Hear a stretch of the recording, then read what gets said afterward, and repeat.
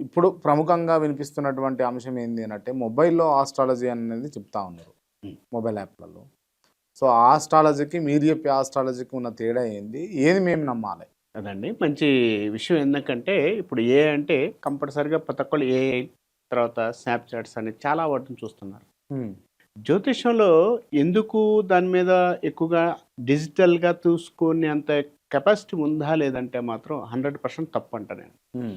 ఎందుకనంటే, డిజిటల్‌లో date of birth time ఇస్తున్నారు. ఈ డేట్ ఆఫ్ బర్త్ టైమ్ ఎంతవరకు కరెక్ట్‌గా ఇస్తున్నారనేది వీళ్ళకి తెలీదు, వాళ్ళకి తెలీదు. హ్మ్. తర్వాత 2 ముక్కలు చెప్తారాళ్ళు. చెప్పిన తర్వాత ఒక రూ. 5, రూ. 10 కట్ చేసుకుంటూ వెళ్తారు.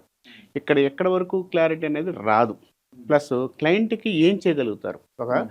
ఒక వ్యక్తి జాతకాన్ని మనం తీసుకున్నాం. నాకు హెల్త్ బాలేదండి. మీకు మీ రాశిది ఇది అని చెప్తున్నారు. టక్కన కట్ అయిపోతుంది. తర్వాత హెల్త్ విషయం చెప్పాలంటే మళ్ళీ ఇంకో రూ. 5, రూ. 10 వేస్తున్నారు. వేసిన తర్వాత ఎంతవరకు క్లారిటీ ఇస్తున్నారు. ఇచ్చిన తర్వాత దాని యొక్క క్లియర్‌గా దానికి ఏం చేసుకోవాలి? పరిహారాలు ఏం చేసుకోవాలి? ఆ! ఈ పరిహారాలు ఉండవు. ప్లస్ వీళ్ళకి సంబంధించిన జాతకాన్ని పూర్తిగా శోధించరు.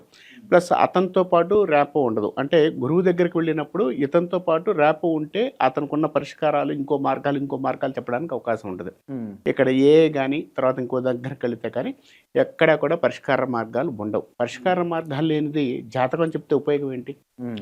డాక్టర్ దగ్గరికి వెళ్ళాము, చూపించుకున్నాం అంటే కాదు కదా! దాని పరిష్కారం కూడా చూసుకుంటే రోగం తగ్గుతుంది. అలానే ఒక జ్యోతిష్యుడి దగ్గరికెళ్తే తన యొక్క ప్రయోగాలు తను ముందుకు వెళ్ళే విషయాల్లో క్లియర్‌గా ఉండడానికి, కొంత పాజిటివ్‌గా ఉండడానికి ముందు జ్యోతిష్యుడి దగ్గరికి వెళ్తే, గురువు దగ్గరికెళ్తే క్లియర్‌గా అంటే వస్తుందని చెప్పొచ్చు. ఇప్పుడు ఆన్‌లైన్‌లో జాతకాలు చెప్పించుకోకూడదు అని అంటారు మీరు అంతేనా? ఆన్‌లైన్‌లో జాతకాలు చెప్పించుకోవచ్చు. ఇప్పుడు ఒక గురువు దగ్గరికెళ్ళినప్పుడు ఒక జాతకుడికి చెప్పడం అనేది ఇప్పుడు నేనున్నాను. ఒక వ్యక్తి నా దగ్గరకొచ్చాడు.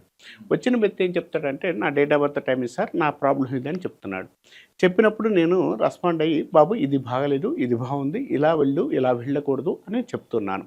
తర్వాత మళ్ళీ అతను నన్ను కాంటాక్ట్ అయితే నేనే చెప్పగలుగుతాను. హ్మ్. ఆన్‌లైన్‌లో చెప్పడం అనేది జరిగితే ఇప్పుడు నేను చెప్పొచ్చారు.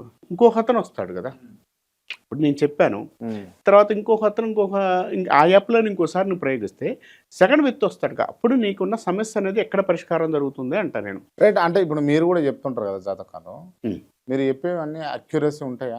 ఎక్యురస్‌గా ఉండడానికి అవకాశం ఉంది. ఇప్పుడు మనం ఇది మూడో ఇంటర్వ్యూ చేస్తున్నాం. అవును. మూడోసారి చేస్తున్నామంటే ఎక్యురస్‌గా ఉన్నాయా లేవా అంటే ముందు ఫలితాల విషయంలో నేను చూసుకొని చెప్పడం వరకు వచ్చేసరికి 100% మీకు చెప్పాను ఫిబ్రవరి 12 తర్వాత నా జాతకంలో మార్పులొస్తున్నాయండి అని. హ్మ్.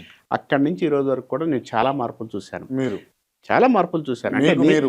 నాకు నేను చూసుకోవాలి గదా!